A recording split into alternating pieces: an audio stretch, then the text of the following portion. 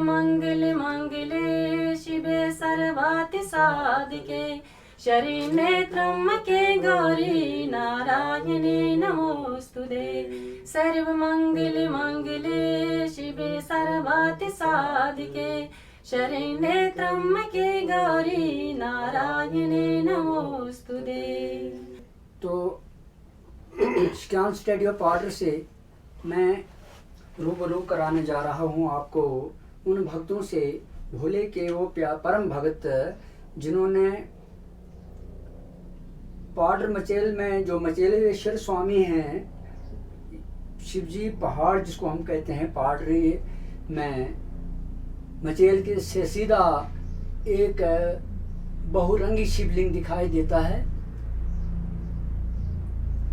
जो देखने में तो बिल्कुल नज़दीक जैसा नज़र आता है, लेकिन वहाँ पहुँचना कोई आसान काम नहीं। तो इन भक्तों ने ये करके दिखाया कि शिवजी के दरबार में पहुँचना कितना असंभव है, कितना मुश्किल है, कितना कठिन है।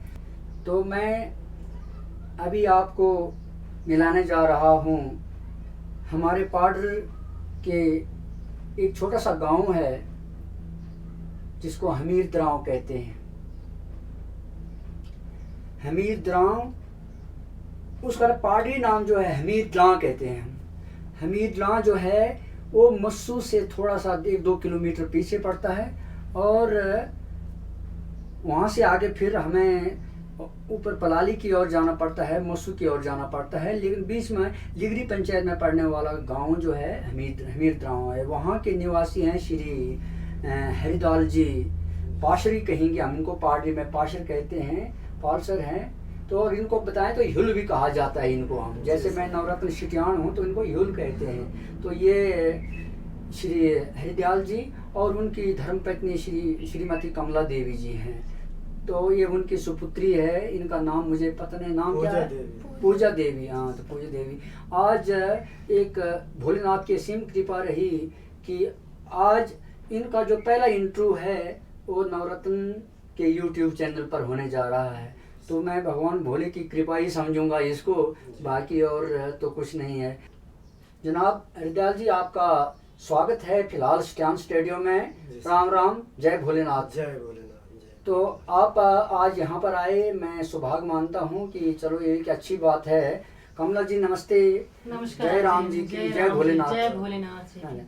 तो आपसे मेरा पहला सवाल रहेगा कि कब से आपने भगवान की भक्ति, जो पहले तो आप घर परिवार गृहस्थी में लगे रहे, तो अब कब से आपने मन बनाया कि नहीं अब भगवान, अभी तो आपकी उम्र भी छोटी है, तो अभी इस कदर जो है भक्तिमय होने का ये प्रोग्राम कब से आपके दिल में आया कि थोड़ा सा भगवान की तरफ मेरे के ज़्यादा अच्छा लगता है रुझान? हुई है, मैं जाती थी पहले माँ शीतला के मंदिर में लूज में जाती थी। वो मेरी कुल देवी है, मेरे खानदान, मेरे पापा का, मेरे दादा का लूज से है। रानी खानदान के हम हैं। ठीक है जी। तो उसके अलावा माँ जो शीतला माता है मेरी कुल देवी हूँ, मैं उनका विश्वास बहुत बड़ा रखती हूँ। जब से मैं जान बूझने की लायक बनी तब से मैं उन्हीं के चरणों में अपनी एक भावना, एक श्रद्धा बन कर रखती थी हर चीज। उसके अलावा जब मैं लूज में गई तो 1 साल ऐसे भी हो तो मेरे मन में जागरण हुई कि माँ भगवती, मैं आपके नाम पे धूप दिया जलाती हूँ घर में, तो लेकिन मैं आपकी नहीं फोटो, नहीं मूर्ति, नहीं कुछ भी। तो चला ऐसा, ये तो 1 महीने के अंदर अंदर तो चलो मैं से ऐसी भावना चली। तो लगा 2016 लगा, 16 में ऐसी भावना जागरण हो गई इस माता की कृपा से मेरे ऊपर।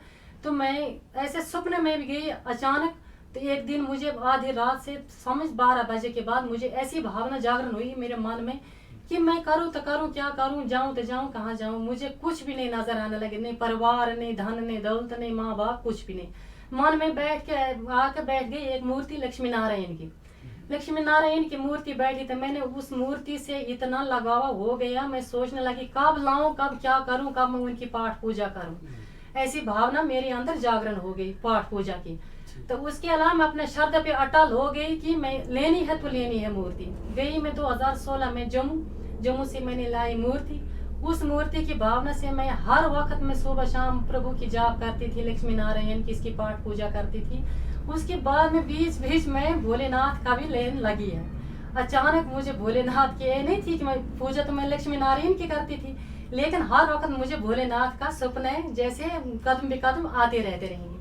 इस साल ऐसे हुआ कि इस साल पिछले साल मैं गई जम्मू गई, तो वहाँ पे मैं जैसे व्रत रखते हैं 16 सोमवार, मैं ऐसे शिवरात्रि के व्रत पे रही जम्मू। तो वहाँ पे सुबह मेरे मन में यह भावना जागरण हुई कि मैं 16 मंदिरों पे क्यों ना जाऊँ आज मंदिर में कि दर्शन करने।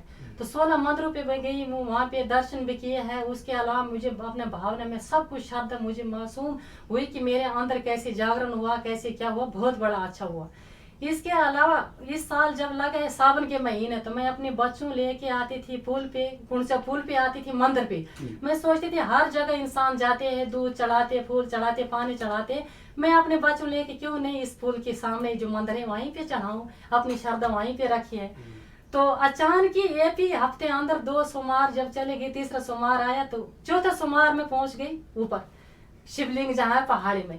वो सोच आए इधर मतलब ये इस साल की बात है ना? इसी साल की बात, हाँ इस साल के सावन महीने की बात है। मतलब आप जब अगर शिव कुंड से पुल पर आए जी, आपने उसी लिंग की पूजा करने का मन बनाया जी। लेकिन आपको पता है कि मैं थोड़ी सी आपकी जानकारी के लिए बता दूं, जी, ये मंदिर जब बना जी, ये 1991 में जब ये पुल बनकर जी, तैयार हुआ, जी, तो 99 में हो गया था। जी। लेकिन चलो इसमें थोड़ा सा टाइम लगा। तो लेकिन ये मंदिर यहाँ पर एक हमारा पाडर का बीर रहता है जी, है ना, उसको जी। अजपाल कहते हैं। जी, पाडर के 5 वीर हैं जो पाडर की रक्षा कर रहे हैं। जी, तत्काल से जब यहाँ पर जी। नाग रहते हाँ, थे, जी। नागों के समय से वो 5 वीर हैं। जी। उनमें जैसे है हनुमंत वीर, जी, तो ये बौदुड़ वीर, जी। अजपाल वीर, जी। कोलू वीर जी। और अन्य जी, और अंगपाल वीर, मतलब जी। इतने ये सब वीर जो हैं ये जी। सब पाडर की रक्षा करने के लिए, जब में नाग यहाँ का राजा हुआ करता जी। था तब जाकर ये जो वीर था, तो अजपाल को जो ड्यूटी लगाई थी जी। वो मारे हर जहाँ पर बनेगा जी। वहाँ पर उसका, क्योंकि पूर्ण शव का मतलब है वो झूला पुल झूला जो पुल, लकड़ी जी, से बनाया जी, जाता जी, था। तो जी। उसकी रखवाली करने के लिए, उसका देख रेख करने के लिए अजपाल वीर को यहाँ पर रखा था। जी। लेकिन ग्रिफ वालों ने वहाँ पर एक, जबकि उस साइड था, उस जी। साइड से वहाँ कर लाकर इस साइड तो शिव जी का लिंग बना दिया, तो लोग जी। अब उसको शिव मंदिर ही शिव मानते हैं, लेकिन जी। एक्चुअली वो शिव जी। मंदिर नहीं है। नहीं है। तो चलो, तो अच्छा जी, चलो आपने मन बनाया इस साल कि भाई अब मैं भोलेनाथ का दर्शन एक दर्शन करके रहूंगा। रहेगा। चाहता हूँ कि क्या आपका भी रुझान था इस साइड की भक्तिमय होना, या मतलब शिव जी की पूजा करना, गणेश जी इसके भगवान विष्णु की पूजा करना, तो आपका मन कैसा था? क्योंकि जमींदारी में ये चीजें बहुत कम होती हैं। जैसे मैं खुद जमींदार हूँ। जी सर, मेरा ये अचानक ये भोलेनाथ की कृपा हो गया। अचानक ये प्लान बना, जैसा आप मिला ऐसे वो बंदा मिला। ये कहाँ मचेल का रहने वाला है, उसी पंचायत का है, रोशन लाल है। वो कहते हैं, मैंने कहा उसको कि यात्रा चलती है अब उधर, तो उधर शिव जी का कितना उधर नर लगाते हैं, कितना उधर पहुंच नहीं सकते हैं।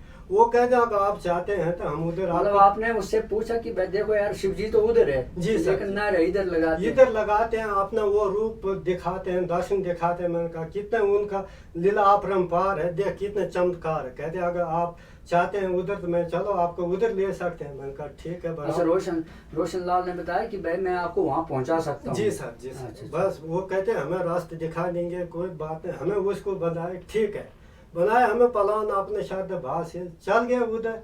नहीं, आपने फिर ये नहीं सोची कि भाई नहीं मैं अकेले अगर मर्द जा सकते हैं वहाँ पर, तो औरतों को भी साथ लेना एक बड़ी चुनौती थी। जी सर, वो कहते हैं अगर तेरा औरत को भी इसको भी इतना भाव न था। ये कहते हैं हम अगर कहीं भी अपने जान मेरे कहीं चल जाएंगे इतना अपना श्राद्ध से, ये कहते हैं हम पीछे हटने वाले नहीं हैं, हम आगे के लिए कदम लगाते हैं। वही भोलेनाथ जानते हैं। इसको वैसे हुक्म आ गए, जैसे उसको बुलाव आ गया। श्रीमती कमला जी, क्या मतलब आप इस काम के लिए बिल्कुल बखूबी तैयार थी? बिल्कुल, मैं धर्म के रास्ते भी लिए मैं कभी भी नहीं हटूंगी। मैं अपनी जानी का कुर्बानी बलि और बलिदानी देने के लिए तैयार हूँ, लेकिन मैं धर्म के रास्ते से पीछे नहीं हटूंगी। मेरी जो भावना है ये तो एक परमात्मा के चरणों में जोड़ा है। मैंने अपना तो सब कुछ अर्पण करके चरण दे दिया कि मारना भी तू।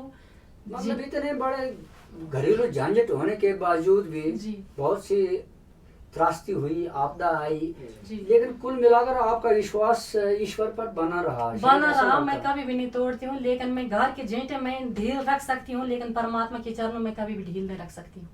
मैं अपने घर में अगर कभी खाना नहीं मिला या बच्चों को कभी जूते कपड़े नहीं मिले, लेकिन इस बात की मुझे टेंशन नहीं, मगर मैं अपने प्रभु को हर दिन अगर बत्ती जलाने बगैर मेरे मन को शांति नहीं होगी, मुझे कोई भी ये नहीं शांति मिलती है कि आज मैं सोचती हूँ आज खाली हूँ।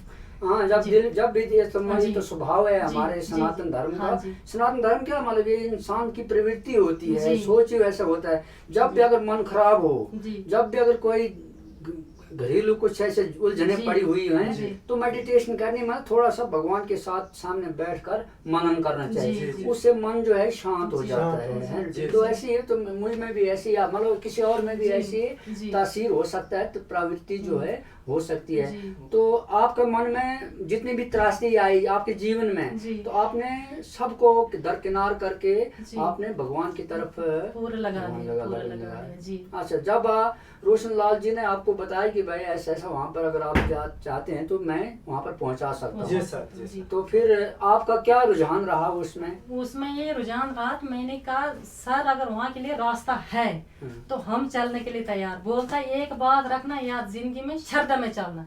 मैंने कहा श्रद्धा तो चलो हर वक्त मैं प्रभु के साथ जोड़ के रखी हूँ, वो तो वही मालिक जाने। उसी वक्त जिस वक्त ये बात हुई इधर गुम्पे के सामने उसी बात पे हम खड़े हो गए, वहीं पे श्रद्धा रखी है, जो झंडा था लेना वही चढ़ावा वहाँ पे रखा है सब कुछ, तो उसी बात पे हम ऊपर उठ गई।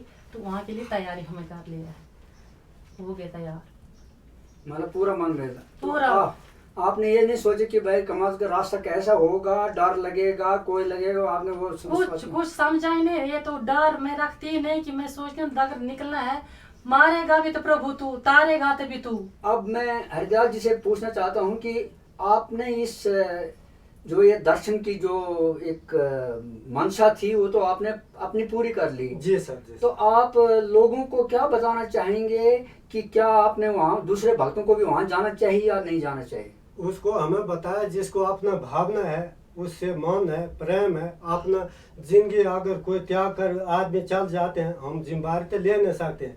अब वो कहते हैं कि आप गए तो हम भी जाते हैं। हमें उनको बताया कि जिसको अगर है श्रद्धा जा सकते हैं। अगर कोई रास्ता का उधर बहुत उधर ग्लेशियर में चलना है, फिर सफर में चलना है, बहुत ऊपर से भी पत्थर आते हैं, वो तो बहुत वही प्रभु जानते हैं। चल उनका थे माता रानी में चंडिका से भावना थी, वो शिव शंकर ने जैसा हाथ पकड़ करके माता चंडिका का आशीर्वाद था सब, तो हमें बहुत एक समस्या कठिनाई से पहुँचे हैं। तो बहुत आराम से हमें दर्शन किए। वो दर्शन 24 घंटे से नहीं मिलते हैं, वो भी मिनट सेकंडों में वो छुप जाते हैं। हम उतरी है बिल्कुल धुन आ जाते हैं, बादल छा जाते हैं। जी सर, जी सर, बादल आ जाते हैं। यानी महेश में भी जब हम कैलाश का दर्शन करने जाते हैं तो मैक्सिमम बहुत सारे भक्तों को ऐसे ही खाली वापस आना पड़ता है बगैर कैलाश का दर्शन किए हुए, क्योंकि हमने खुद देखा है वहाँ पर बहुत सारे बादलों का ऐसा झुरमुट काला झुंड छा जाता है कि कुछ भी दिखाई नहीं देता है।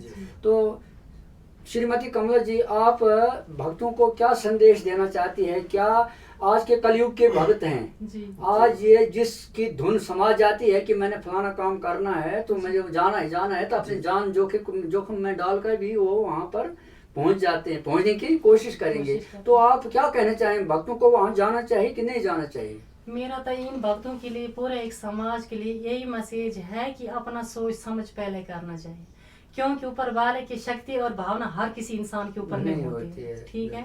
लेकिन जाना चाहिए, ये अगर किसी के पास अगर कोई भावना है, जागरण है, वो जा सकता है। उसका नया पार लगाना वाला वही मालिक बैठा है वहाँ पे, उसकी लीला अपरंपार है। तो लेकिन ये जबरदस्ती में अपना जिम्मेदारी पे किसी इंसान को नहीं ले सकती हूँ, नहीं किसकी जिम्मेदारी में उठा सकती हूँ कि जाओ भाई ऐसे। क्यों? हालत और हालात वहाँ पे अभी नहीं ठीक, रास्ता खराब है। अब अगर जो भावना से चलता है, भावना है जो भाव है, प्रेम का भूखा है परमात्मा, प्रेम से तो सब कुछ निकल जाता है। उनका नया पार लगाने के लिए तो वो बैठे हैं वहाँ पे। भगवान भाव के भूखे है, भाव के भूखे है भगवान, भाव नहीं तो कुछ भी नहीं है।